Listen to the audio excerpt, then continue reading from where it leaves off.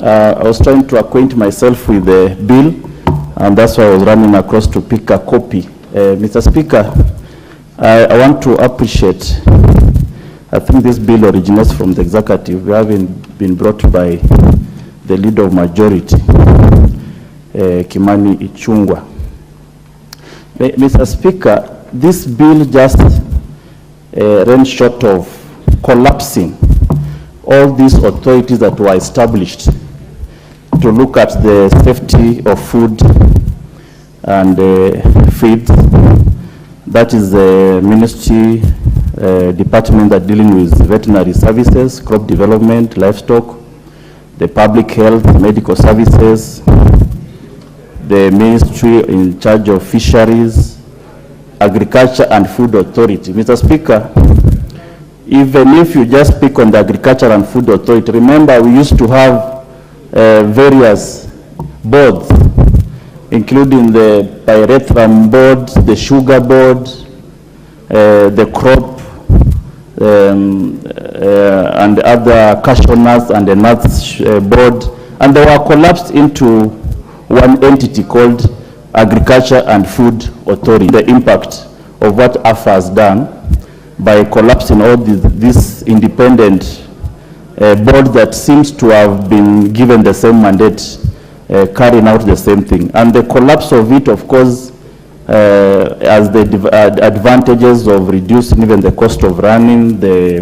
monies that we put into these boards, and making them more effective. The Kenya Dairy Board, the Kenya Plant Health Inspectorate Service, Mr. Speaker, KEFIS is domiciled or mostly dominant in my constituency.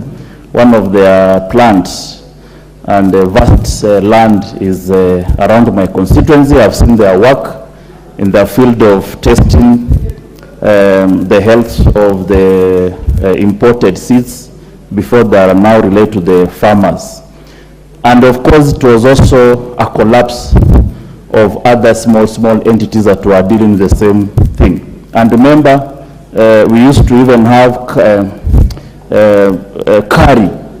Kari and the KEFIS were more or less doing the same thing.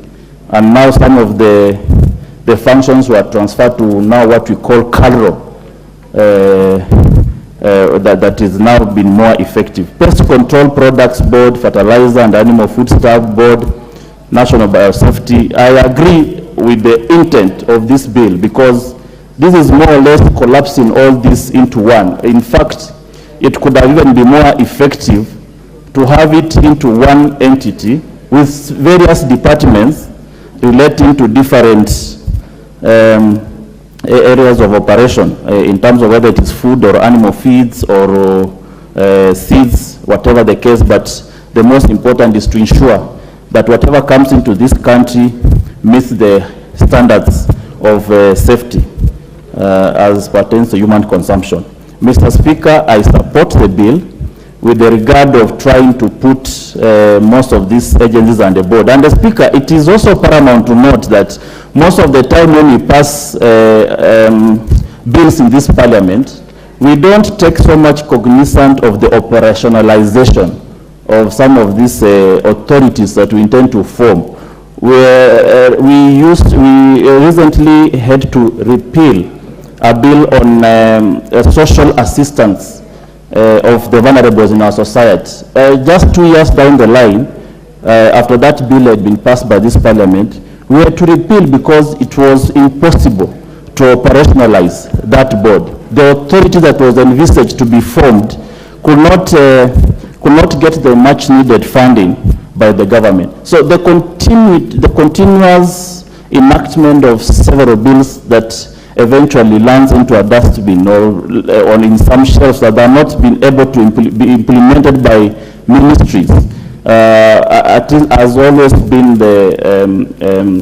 our undoing as a parliament. So this is also a wake-up call to this parliament that we should not be passing laws so quickly, whether emotionally or out of national popularity. We need to look at them even eventually how we are going to make them into use. We need to make sure that as we pass them, we envisage a future that we We have an organization that is well catered for in terms of exchequer funding, and an organization that is going to stand the test of time. So, Speaker, this is the onus on this Parliament to make sure that the bills that we pass here meet the quality standard of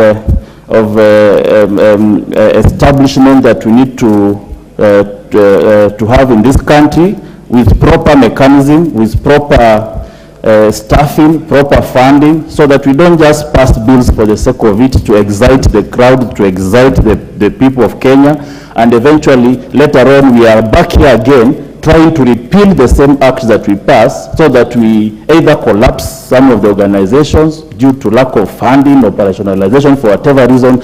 And the more so, Mr. Speaker, I have to say this. Some of these moribund organizations, they look like they exist, but they don't actually exist. They exist on paper. But in real sense, some of them are used as conduit of corruption. This is where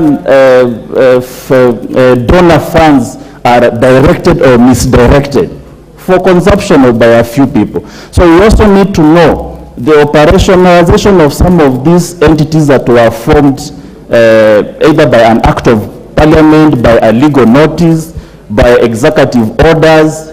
What was the need? What was the prevailing circumstances upon which these things were formed? Because they later on become moribund, they are used wrongly by unscrupulous officials we put in, and we misdirect our funds there. Most of allocation in some of these ministries, you'll find that they are allocated in a very more or less a makeshift organization.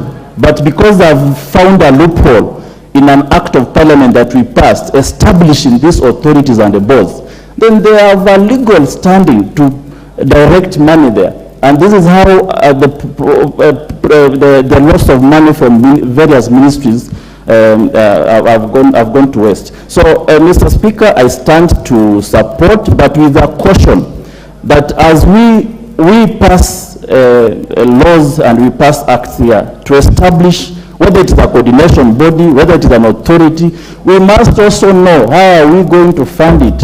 What is the nature of staffing? There are some organizations that you walk in from the CEO to the sweeper is from one tribe, because either it is regionalized, because of either is a region, an activity based in that region, and people think like if it is something to do with maize, then this has to be Rift Valley. If something to do with sugar, this has to be maybe Western, and so on and so forth. And therefore, it becomes a tribal entity. And you'll find that from the CEO downwards, all the people who are working there are from one tribe. So we also need to know, eventually, are these entities going to meet even the national cohesion parameters of making sure that all Kenyans also get a chance to be part and parcel and contribute to the well-being of the society. Mr. Speaker, with those few remarks, I beg to support. The Honorable Didmus Barasa, but before then, let me, Honorable members, acknowledge the presence in the Speaker's gallery, or even if they have left,